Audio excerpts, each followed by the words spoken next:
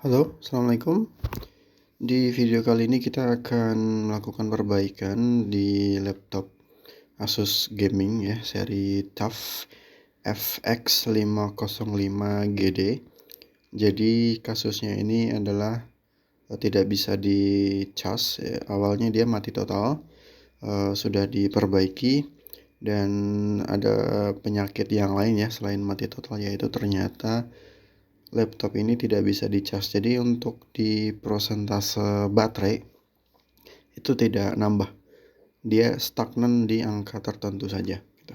Nah, di sini kita coba perhatikan untuk kapasitas baterai saat ini adalah 25% dan ini tidak nambah sama sekali, dia stuck di angka tersebut, tidak bisa nambah.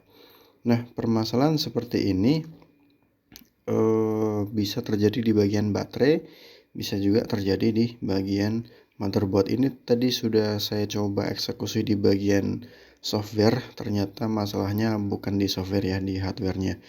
Oke, ini motherboard sudah dilepas. Nah, yang perlu kita perhatikan ketika kasus tidak ada pengecasan tapi laptop kondisi menyala, itu kita mesti cek di bagian MOSFET utamanya. Nah, untuk di Asus ini MOSFET-nya ada di sebelah sini ya. Ada dua MOSFET. Nah, MOSFET ini ketika kita ukur kondisi menyala ya, dia harus menunjukkan voltase sebesar 24 sampai 25 volt ketika dicolok charger. Untuk di bagian gate-nya. Ya, untuk di bagian gate-nya, kita perhatikan di sini ini sudah saya colok charger dan kita perhatikan untuk di gate-nya dia cuma 19,8 sampai 20 volt. Nah, ini.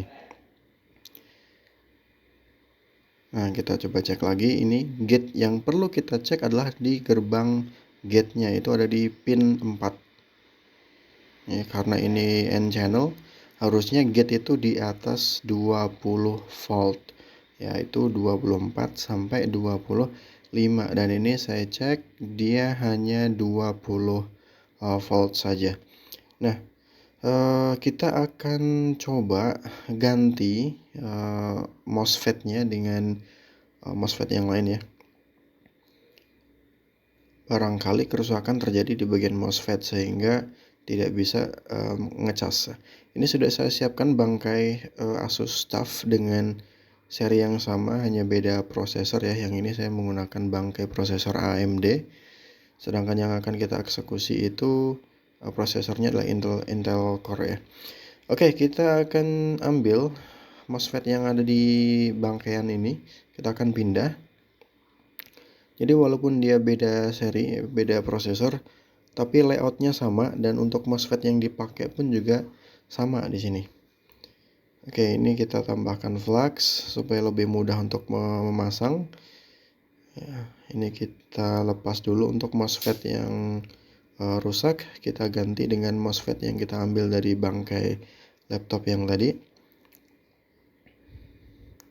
Jangan sampai terbalik. Ya, jangan sampai terbalik kaki-kakinya. Pin 1 harus sesuai dengan tanda panah.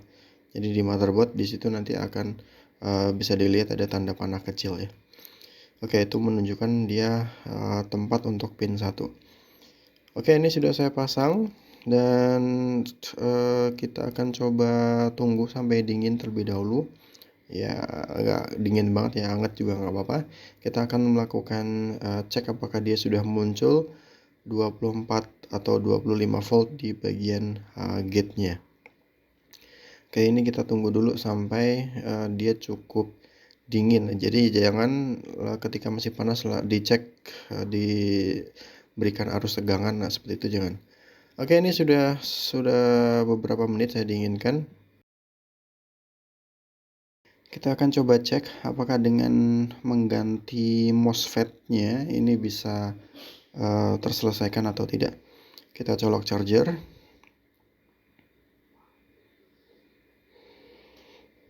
Nah, kita perhatikan untuk di gerbang gate-nya.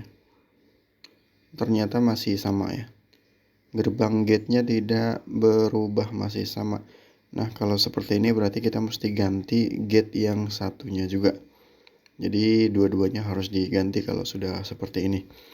Oke, ini kita akan ganti dan tidak saya videokan, jadi prosesnya sama dengan yang tadi ya. Prosesnya sama, tidak perlu saya videokan. Ini sudah saya ganti. Dan sekarang kita cek. Kita colokkan charger, ini sudah menyala dan kita cek di bagian gerbangnya.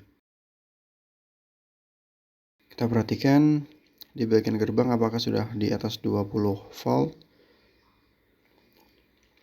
Nah, di situ ya, 24,8. Ya, 24,8 ini sudah muncul. Berarti kalau sudah di atas 24 ya, ini harusnya dia sudah bisa ngecas. Ya, ini sudah normal.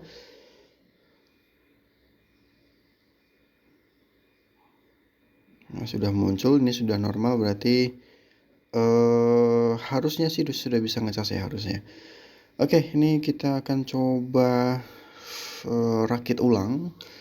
Ya, kita rakit ulang dan kita akan coba cek apakah sudah terjadi pengecasan atau tidak.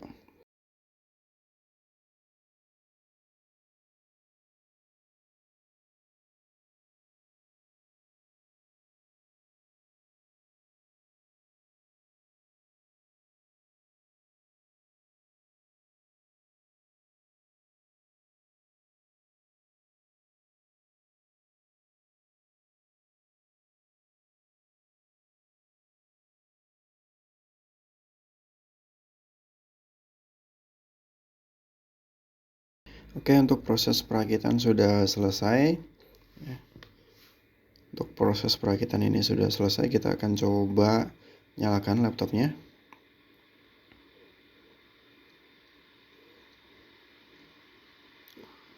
Kita colok chargernya.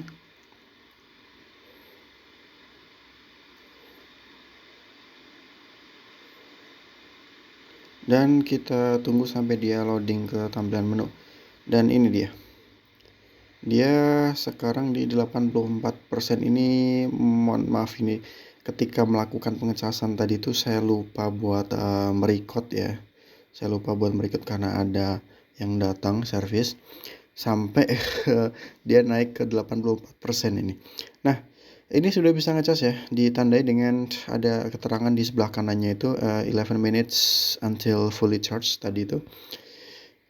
Nah, kalau sudah ada keterangan di sebelah kanan, nah sekarang 10 minutes until fully charged, itu berarti laptopnya sudah normal untuk di bagian chargingnya. Nah, ini tadi sudah saya tunggu sampai 1 menit ya, dari 84% menjadi 86% sekarang, berarti sudah normal untuk pengecasannya. Jadi seperti itu untuk kasus Asus tidak bisa mengecas. Semoga video ini bermanfaat. Terima kasih sudah menonton. Kita bertemu di video yang akan datang. Assalamualaikum warahmatullahi wabarakatuh.